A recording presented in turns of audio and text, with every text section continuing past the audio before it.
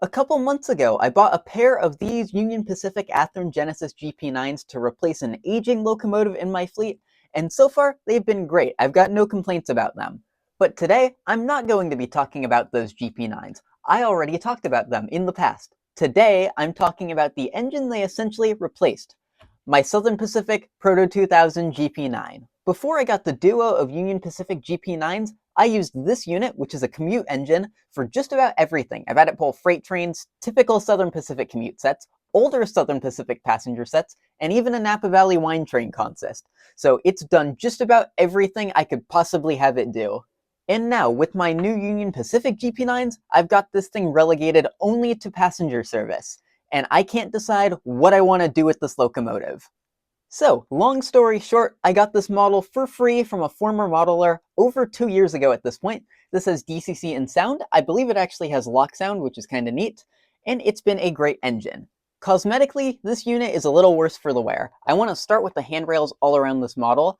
Most notably, the paint has worn off of almost all of them, leaving just the white plastic underneath showing, so those probably need a repaint. On both sides, this front handrail on the right-hand side of these steps, I guess you could say the left-hand side on the other side of the model, has broken off. Those need to be replaced most likely, or just repaired.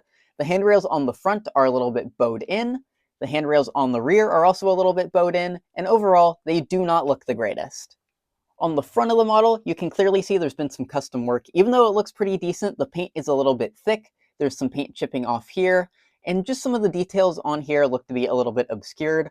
On the front pilot, the paint on the hoses is also wearing down, and other than that, the front of the model looks okay. On the side of the model, other than the handrails, which I've already mentioned, it's okay. The only real issue comes in the area of the cab, specifically the sunshade and the windows. On this side of the model specifically, the sunshade had to be re-glued and reattached, but it's just about this bad on both sides of the model. The sunshade doesn't stick out like it should be doing so on most new models, and the windows themselves look really clunky and probably need to be replaced. On the rear, you have the exact same issues as the front of the model, fading paint. You've got fading paint on the MU hoses, fading paint on the grab irons right there, and the number boards for the train number on the back seem to be a little bit out of date. Those might just need to be updated. Other than that, the back of the model's not that much different from the front. And up top, there's a little bit of paint fading and chipping off on this one fan up here. And as you can see on this end, it definitely looks like there's been a little bit of custom paint work done there. But other than all those, it still looks pretty nice. Mechanically, I've had no issues whatsoever with this model. The only thing I've had to repair, as is typical of most of these Proto units, are the axles. And they weren't even that bad when I got to work on them. Ever since I had gotten the model, there had been a very slight clunk coming from the axles. It did not sound obviously like a broken gear. It sounded like maybe it was starting to crack and fail slightly, and it was like that for several months. And I just decided to cave in and bought it all new axles. And since then, I've never had a single issue mechanically with this model. And speaking of the drivetrain, how about I take off the shell of this model and show you everything that's underneath here. All I need to remove is a screw for the coupler box and another screw right behind it on both ends of the model, and then the shell just kind of slides off after you take out the coupler boxes.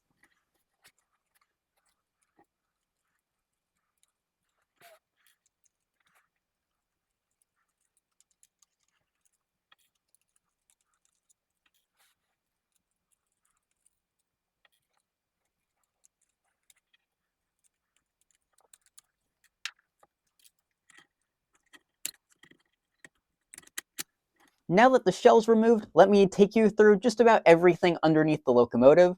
I want to start with the weight, which does actually provide a lot of pulling power. I've gotten this engine by itself to pull some pretty long trains, which is really nice.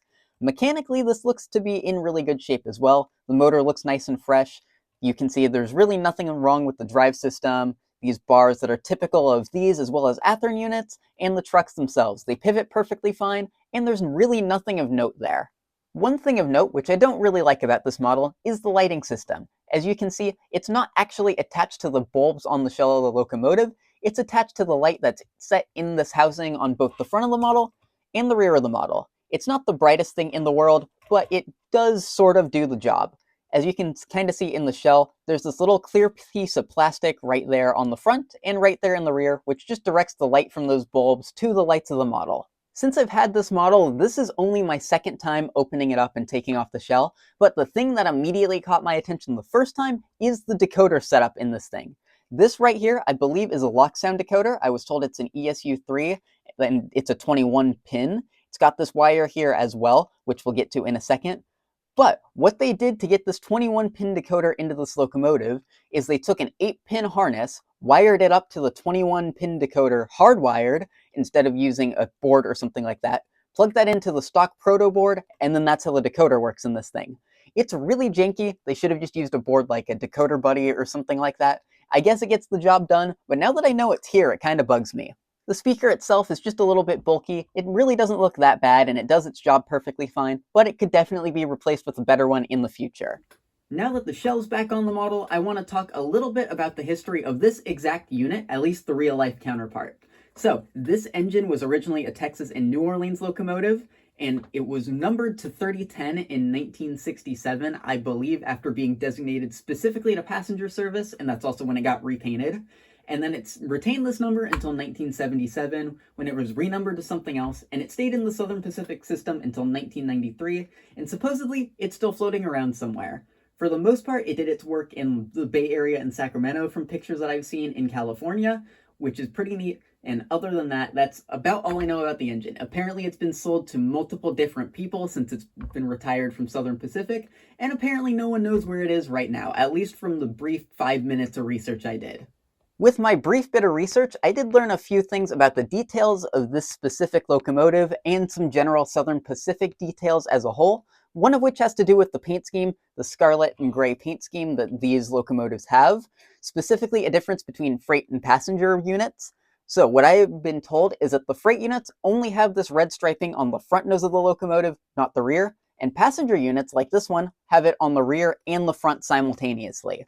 This model does have a couple of inaccuracies that could be fixed as well. First of which, with the lighting, from the pictures I've seen, the real-life version of 3010 never had this third top light up here, so that's something that's just a little bit wrong. Staying in the same area of the locomotive, the horn was never on the short hood of this specific locomotive, it was on the cab roof, which wouldn't be too difficult to change, and on the short hood of the model there was some other, I believe, mechanical stuff. I can't remember exactly what it was for, but it was some circular stuff, and it definitely was different, and that's not present on this specific model. The only other difference I saw is that this little piece right here, right above the fuel tank, I don't know what you'd call it, actually looks a little bit different. It's a lot smaller on the real thing. It's only a few small little sections. It's really difficult to describe just without showing you a picture of it, but it is different, and that's something else that could be changed. Before I get into the big questions and paths I could take surrounding this exact model, how about I run the thing? A couple days ago, I took it to the club layout and ran this model with some of my Southern Pacific passenger cars, so that's what you'll get to see.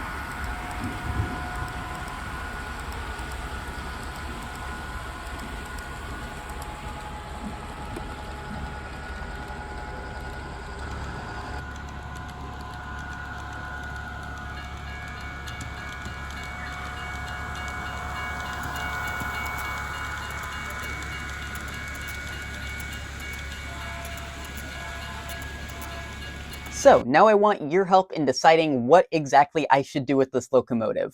Something I have not yet mentioned is that when I was given it for free, one of the stipulations was that I either had to keep it or I had to give it to someone else for free who could use it. So no, selling this one is not going to be an option I want to take.